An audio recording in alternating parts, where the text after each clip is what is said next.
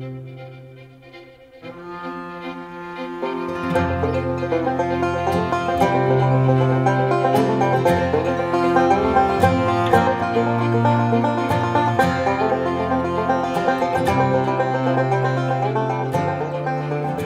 mulheres que acompanham o programa Mestras do Bem. Mulheres de Belo Horizonte, mulheres da Terceira Igreja, mulheres do Brasil inteiro. Sejam muito bem-vindas a mais um episódio do nosso programa Mestras do Bem. Hoje nós estamos iniciando com uma série muito especial, pensada para o mês de maio, que é o mês da família. Gente, serão 4 encontros com 4 mulheres muito especiais, mulheres virtuosas, com vasta experiência para compartilhar conosco. Cada semana elas trarão uma mensagem muito especial para nós e para as nossas famílias. E hoje, no primeiro episódio, nós vamos falar sobre relacionamentos saudáveis, famílias saudáveis. E a nossa convidada é lá do Espírito Santo. Ela se chama Luciana Reis, tem 42 anos, é casada, designer gráfico, serve ministerialmente a sua igreja IPB, Jardim Colorado, lá de Vila Velha, Espírito Santo. Luciana, seja bem-vinda ao nosso programa Mestras do Bem. Olá, minhas irmãs, quero saudar todas vocês com a graça, com a paz do nosso Senhor Jesus. Amém? Que Deus esteja abrindo seu coração, os nossos corações, as nossas mentes, para que a gente possa ouvir a voz de Deus, acolher essa palavra em nosso coração, entender o que o Espírito Santo quer nos falar nesta hora, nesse tempo, pensando um pouco sobre como nós podemos aprender a se relacionar. Eu escolhi a história de 2 mulheres na Bíblia para a gente meditar um pouquinho sobre os dilemas que ambas enfrentaram, para que a gente possa aprender como fazer e como não fazer. É um sinal de muita sabedoria quando a gente fica atento, aos erros que o outro cometeu. Porque certamente, se nós cometemos os mesmos erros, as consequências serão iguais, ou até piores. Então a gente precisa aprender com as relações dos outros e com as nossas também. Bom, então nós vamos começar lendo 1 Samuel capítulo 2, verso 1. Eu vou dividir esse nosso tempo aqui em 2 tempos. Primeiro tempo, nós falaremos sobre Ana, e no segundo tempo, nós falaremos sobre Sara. Vamos ler a palavra do Senhor. 1 Samuel, capítulo 2, verso 1, diz assim: Então, orou Ana e disse: O meu coração se regozija no Senhor. A minha força está exaltada no Senhor. A minha boca se ri dos meus inimigos, porquanto me alegro na tua salvação. O que a Bíblia conta sobre Ana? A vida de Ana revela um perfil clássico de uma mulher de Deus, uma serva, uma mulher extraordinariamente comum, como eu e como você. Ela era alguém que tinha limitações, ela era alguém que tinha impedimentos, Ela era alguém que buscava o Senhor, ela era alguém que esperava no Senhor, mas principalmente ela era alguém que confiava no Senhor. Ana, do mesmo modo que Sara, vivia o mesmo dilema. Ana não podia ter filhos. Meus irmãos, eu acho que o grande desafio é a espera. Esperar não é fácil. Leva muito tempo. Muitas vezes passamos anos e anos, décadas, aguardando por uma resposta. Pensar em desistir é um pensamento que frequentemente vem na nossa mente, principalmente quando desanimamos. Mas Ana não desistiu. E é interessante porque esse dilema é um dilema familiar. Ana era casada e ela desejava, como toda mulher quando se casa, formar a sua família. Porque nós entendemos que nós não estamos completos quando não tem o filho, que é o fruto desse amor, desse relacionamento, dessa aliança. Então Ana esperava por isso. A Bíblia registra que no ápice do seu desespero ela fez um voto a Deus. Naquele tempo era muito comum fazer votos. Até nos dias de hoje a gente ainda vê essa prática.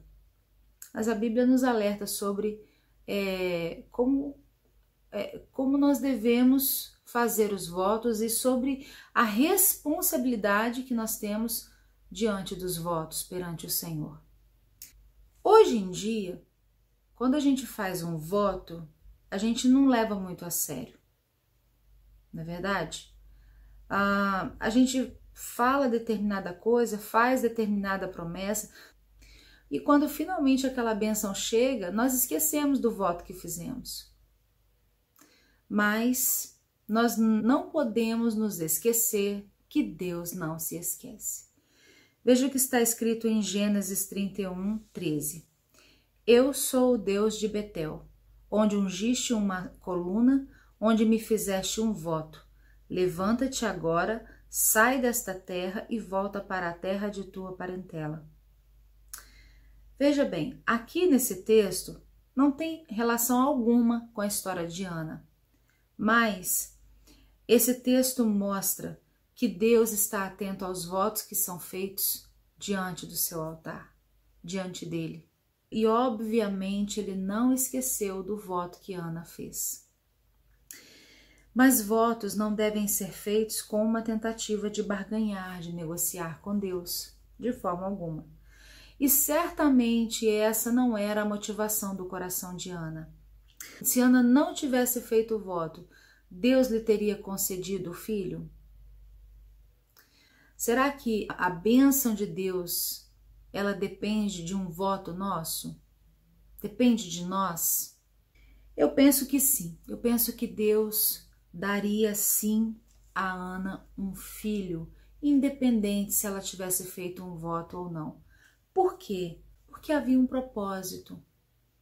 Havia um plano da parte de Deus para que Samuel existisse.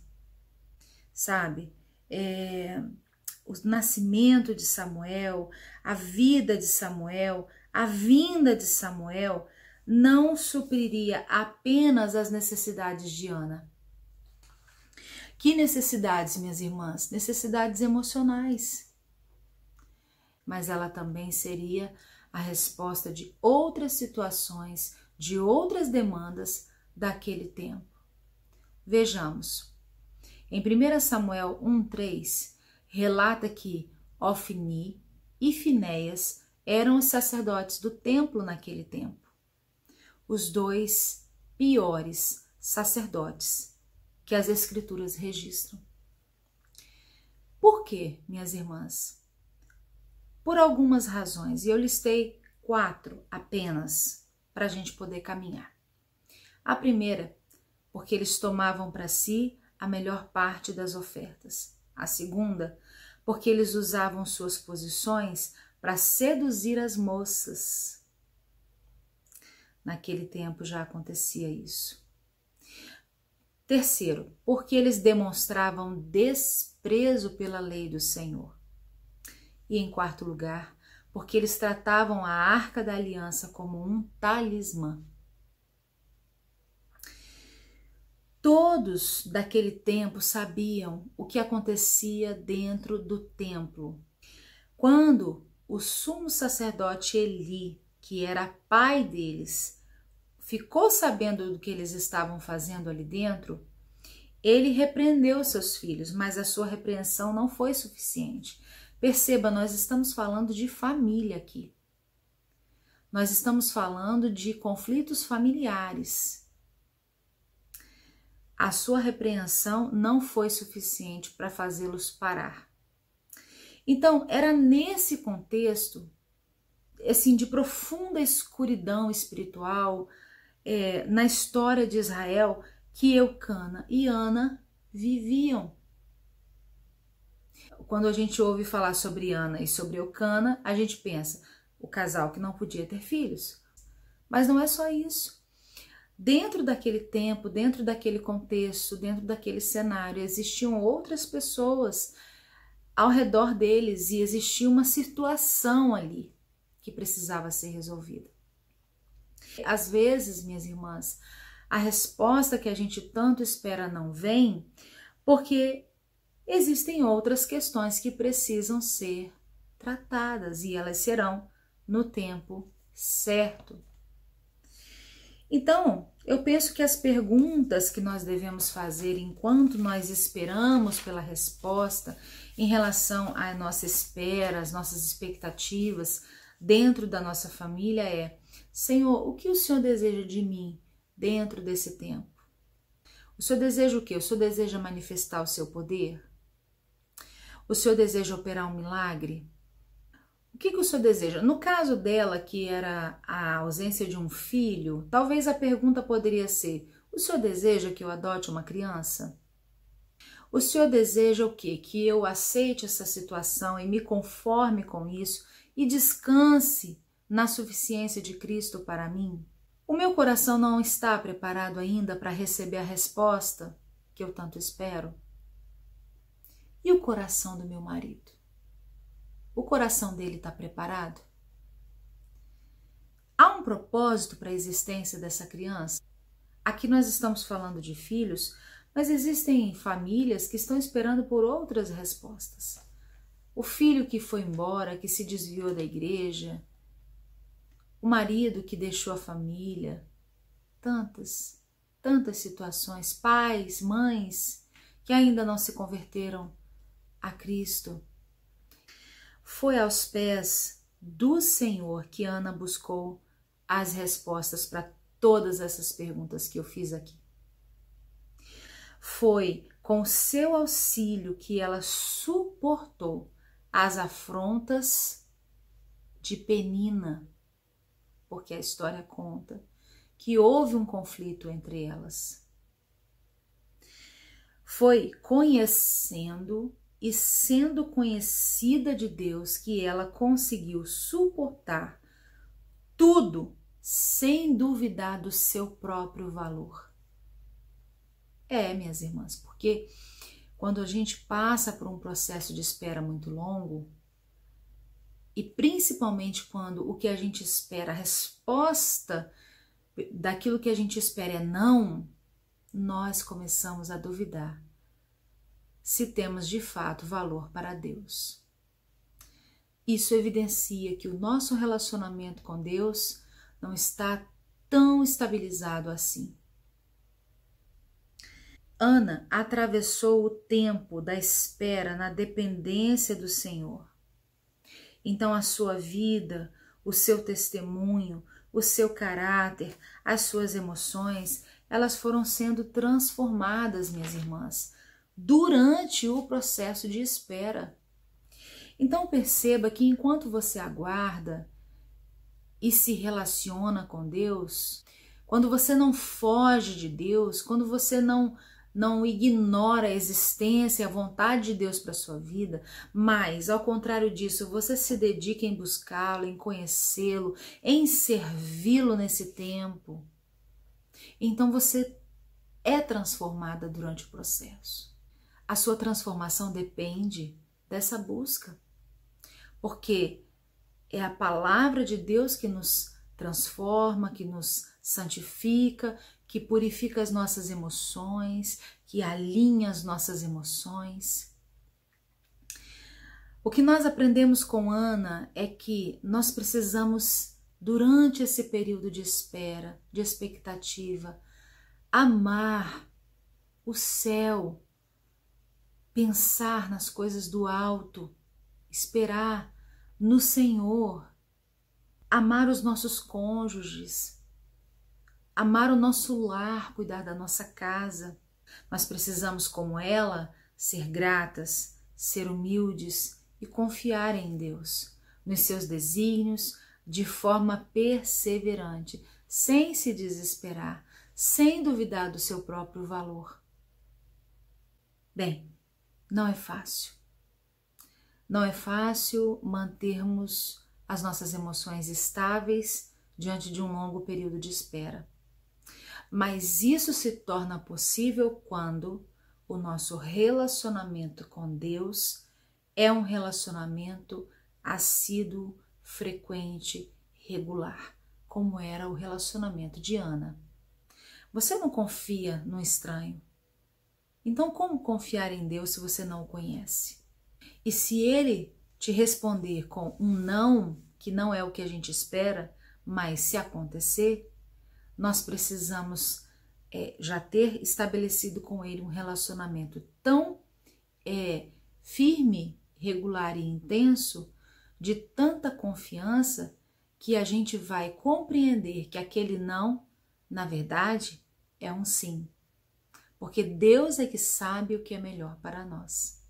Nessa segunda parte, nós vamos analisar um pouquinho sobre a história de Sara. Sara enfrentou os mesmos dilemas que Ana, as mesmas angústias no que diz respeito à infertilidade. Mas, a despeito da sua precipitação, que todas nós conhecemos bem, nós vamos ver isso depois, Sara foi mencionada na galeria dos heróis da fé. Hebreus 11 diz isso, está escrito assim: e também a própria Sara, apesar de estéril e avançada em idade, recebeu poder para gerar um filho, porque considerou fiel aquele que lhe havia feito a promessa. Olha, o que a gente sabe sobre Sara? Quais são as informações que a gente tem sobre ela? Vamos conhecer um pouquinho? Primeiro, o nome dela significa princesa.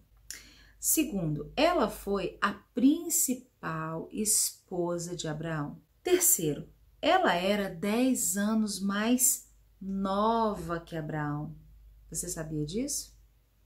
Quarto lugar, além dela ser esposa, ela também era meia-irmã.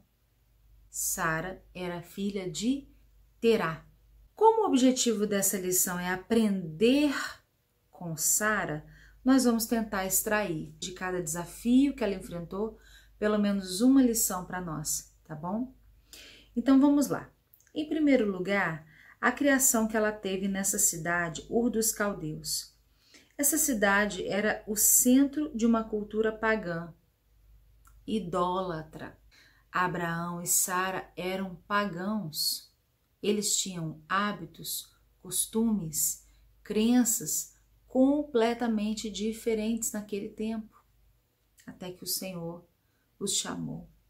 É dessa cidade que Deus tira Abrão, e Sara, com uma promessa, a promessa de que faria deles pais de uma grande nação. Então, por meio dessa grande nação, as escrituras seriam entregues ao mundo. Esse era o grande objetivo. Bem, talvez, e aqui eu estou só conjecturando, talvez Sara pensasse que dependia dela o cumprimento da promessa. E eu vou explicar por que eu estou fazendo essa afirmação. Segunda lição que a gente aprende com Sara é que ela enfrentou alguns desafios durante a jornada rumo à terra prometida. Essa jornada, esse percurso, esse caminho que eles seguiram, vários desafios foram enfrentados ali, Então, o que aconteceu ali que me chamou a atenção? Perceba que quando Deus chamou Abrão, ele chamou Abrão e disse: sai da terra da tua parentela e vai para a terra que eu te mostrarei. Mas foi isso que Abrão fez? Gênesis 11:31 diz assim: tomou Terá a Abrão seu filho e a Ló, filho de Arã, filho de seu filho, e Sarai, sua nora, mulher de seu filho Abrão, e saiu com eles de Ur dos Caldeus para ir à terra de Canaã. Foram até Harã, onde ficaram, e havendo Terá vivido 205 anos, ao todo morreu em Harã. Vocês conseguiram perceber o que aconteceu aqui? Quem reuniu toda a família e partiu dali para essa terra prometida, quem liderou, quem foi o cabeça dessa movimentação, não foi Abrão, foi Terá.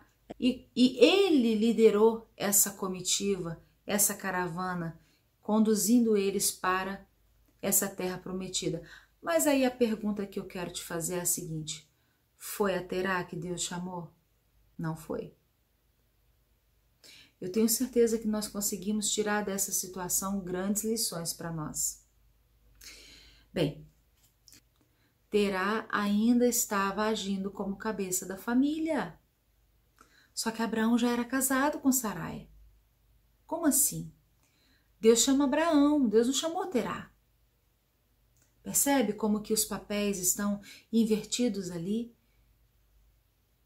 Sabe, acontece de forma muito sutil aqui, nesse cenário, uma transferência de responsabilidade, uma transferência de posicionamento, um descumprimento, grave inclusive. Só que aí o texto continua e ele explica o seguinte, olha, em Harã, nessa cidade chamada Harã, Terá morreu. E então, depois que Terá morreu, eles dois partiram dessa cidade e foram em direção a Canaã. Só que quando eles saíram de lá, Abrão tinha 75 anos e Sara tinha 65 anos. Oh, minhas irmãs, eu tenho 42 anos, eu sei quais são as dificuldades e limitações que eu enfrento com essa idade. E eu não sou tão velha, né? Mas também não sou tão jovem mais. Eu já sinto no meu corpo cansaço, né? Dificuldades. Então eu fico pensando, uma mulher com 65 anos caminhando a pé em direção a uma terra, percebe como que as circunstâncias eram muito difíceis? É óbvio que iria acontecer ali conflitos, problemas. Muito bem. É interessante isso que eu tô falando, por quê? Porque a Bíblia não registra nenhum sinal de relutância em Sara, minhas irmãs.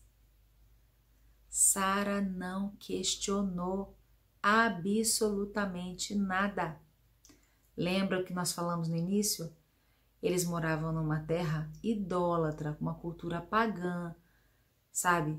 Os hábitos, os costumes, as crenças, sabe? As músicas, as danças, toda aquela cultura daquele local, tudo aquilo era muito comum, muito normal. E de repente, tudo muda, aquilo tudo deixa de fazer parte da vida deles e eles vão para esse lugar. Ela foi com disposição e com alegria, uma mulher totalmente dedicada ao seu marido. Nessa jornada, Abrão deu uns tropeços, minhas irmãs. Ele mentiu sobre Sara, porque ele tinha medo de ser morto, né? Ele fraquejou na fé dele, né? Mas Deus interviu aí na história de Abrão a fim de garantir que Sara não fosse violada, né? Naquela situação lá. Muitas coisas aconteceram e graças à intervenção de Deus, elas não tiveram êxito. Bem, em terceiro lugar, uma promessa como a que Deus fez certamente dava a Sara motivação para sair daquela cidade e se tornar uma peregrina até a terra prometida. Aqui nós encontramos a razão, o porquê que Sara não questionou.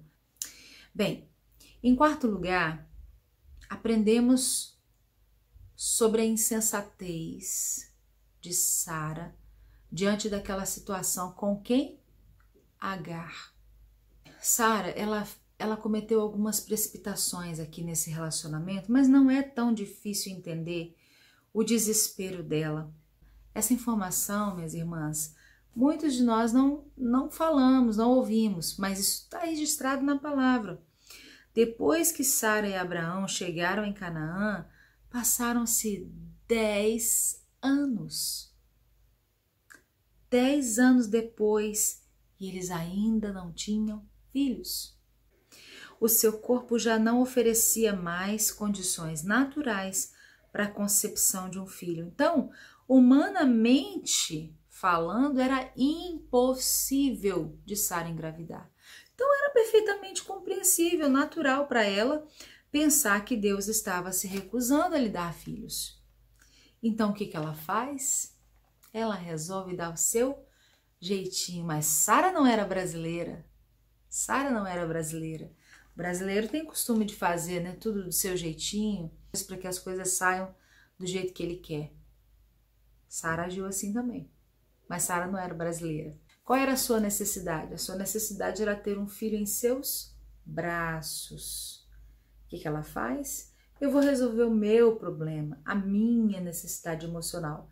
Ela pega a sua serva Agar, faz com que ela se deite com seu marido, para que por meio dela ela seja mãe. Mas quem foi que fez essa promessa? Não foi Deus? O Deus que faz a promessa é o Deus que levanta o recurso. O Deus que faz a promessa é fiel para completar a promessa. Ele não precisa da gente. A gente não precisa ajudar Deus. Aí Agar vai lá, deita com Abraão, gera Ismael, o tempo passa, a convivência inflama, Agar se torna uma mulher briguenta e arrogante. Com quem? Com Sara, sua dona. E aí, minhas irmãs, Sara surtou. Sara surtou. Por quê? Porque era muito difícil para ela. Agar sabia da tristeza de Sara e desdenhava dela. Mas a culpa não era só de Sara, não, minhas irmãs, porque todo mundo tem a sua parcela de responsabilidade. Eu quero fazer uma pergunta bem óbvia, bem simples para você. Isso é adultério ou não é? Você acha mesmo que Deus faria de Sara mãe de uma grande nação, quebrando princípios de santidade? Quebrando os próprios princípios? A gente aprende também que Sara foi muito perseverante, porque quando Ismael nasceu, Sara tinha 86 anos. Abraão já está perto de completar 100 anos, mas eles ainda não têm filhos. Minhas irmãs, eu ouço falar frequentemente de casamentos que acabam porque uma das partes desiste. Fala, eu cansei, você não muda, você não... Sabe, as coisas não estão acontecendo como eu planejei. Então chega, eu vou tentar com outro. Sara não fez isso. Sara foi até o fim. Uma mulher mais fraca na fé, uma mulher mais frágil, uma mulher mais voluntariosa, teria largado tudo e voltado para a terra de Ur dos Caldeus, mas ela não faz isso. Ela vai até o fim, cumprindo a aliança que fez. Então, quando você espera por respostas e o que você tem é silêncio, esse silêncio se torna ensurdecedor. Você já viu isso? Sabe quando você tem questões e mais questões e mais questões fervilhando na tua cabeça e tudo o que você escuta é o silêncio de Deus, porque você quer uma reação. Você quer uma resposta. Mas de vez em quando, de tempos em tempos, Deus vinha, visitava e renovava a sua promessa. E é assim que Deus faz com a gente também. Sabe aquele texto que diz: quero trazer à memória aquilo que me pode dar esperança? É aquilo que você faz quando você está cansado e você vai para a fonte de esperança, que é a palavra de Deus, buscar renovo, buscar gás para seguir em frente. Quando o anjo disse que após 1 ano Sara teria o seu filho, sabe o que aconteceu? Ela riu. Ela riu, a reação dela foi essa. E quantas vezes a gente também reage assim? Quando alguém fala alguma coisa que a gente humanamente entende que não pode acontecer, você fica, não existe possibilidade disso acontecer mais. É porque a gente entende que Deus depende dos recursos humanos para fazer as coisas. Nós nos esquecemos que a matéria-prima de Deus é o nada. Deus não precisa de nada para fazer as coisas acontecerem. Quando todas as coisas foram criadas, absolutamente nada existia. Mas nós não entendemos dessa forma. Nós achamos que Deus depende dos recursos, das circunstâncias favoráveis. Não é assim. Não funciona desse jeito. Mas, quando Sara riu, certamente ela riu porque ela estava olhando para si e para suas limitações. E é isso que acontece comigo e com você quando a gente olha para a gente. Quando a gente olha para dentro do nosso lar e não vê as coisas acontecendo como a gente planejou, nós ficamos assim, desanimadas, desesperadas. Mas esquecemos que nós temos uma fonte que transborda de recursos emocionais, espirituais, para nós continuarmos perseverando, lutando e buscando. E a gente não busca. A gente não busca. Por isso que a gente se desespera, por isso que a gente desiste. Houve uma época, uma fase em que Ismael e Isaac estavam ali interagindo. E Ismael ri de Isaac, numa situação ali da rotina deles, eles eram crianças. Só que aquilo ali tirou Sara do sério. Sara surtou. Tem mães que viram onças em defesa dos seus filhos. Chegou para Abraão e falou o seguinte: olha, Abraão, eu quero que você se livre de Agar e do filho dela. Eu quero que você suma com eles daqui. E foi exatamente isso que aconteceu. Abraão pegou, preparou Agar, preparou o menino, deu a eles recursos para que eles fossem embora. E eles foram andando errantes pelo deserto, até que chegou um determinado momento, não havia mais água no odre de Agar, e ela achou que o menino ia morrer, e coloca o menino debaixo de um arbusto, e ela se afasta da criança a um tiro de pedra de distância, porque ela não queria ver o seu filho morrendo ali naquele deserto. E aqui nós não estamos estudando sobre a história de Agar, mas é importante relatar essa parte, porque Deus havia feito uma promessa também. Então, se ele morresse, essa promessa não se cumpriria. Deus é fiel às suas promessas. Então, o que Deus faz? Deus ouve o menino naquele deserto, a voz do menino, ouve o choro de Agar, e ele vai, e ele vê, e ele vai de encontro àqueles dois, e ele os resgata, e ele supre as necessidades que eles tinham ali, né? Provendo a água, provendo os recursos que eles precisavam para sobreviver. Deus nos vê no meio do nosso deserto, minhas irmãs. Deus nos vê e Ele sabe o que a gente precisa. Ele não somente nos vê, mas também nos ouve. Ele não somente nos ouve, mas também fala conosco. Ele falou com Agar, ele ouviu Agar, ele viu Agar. Agar não estava sozinha também. Nós também não estamos, sabe? O Senhor se importa conosco. Bem, havia um princípio muito importante aqui na expulsão de Agar, porque ela simbolizava a verdade importante que o tipo de religião que depende do esforço humano é completamente incompatível com a graça de Deus. Lembra? Sara quis, por si mesma, resolver o problema que ela tinha, cumprir a promessa para si mesma. Só que quando a gente vê essa expulsão de Agar, é o Senhor nos dizendo o seguinte: olha, a religião verdadeira não depende do esforço que você faz. Nunca vai depender de você.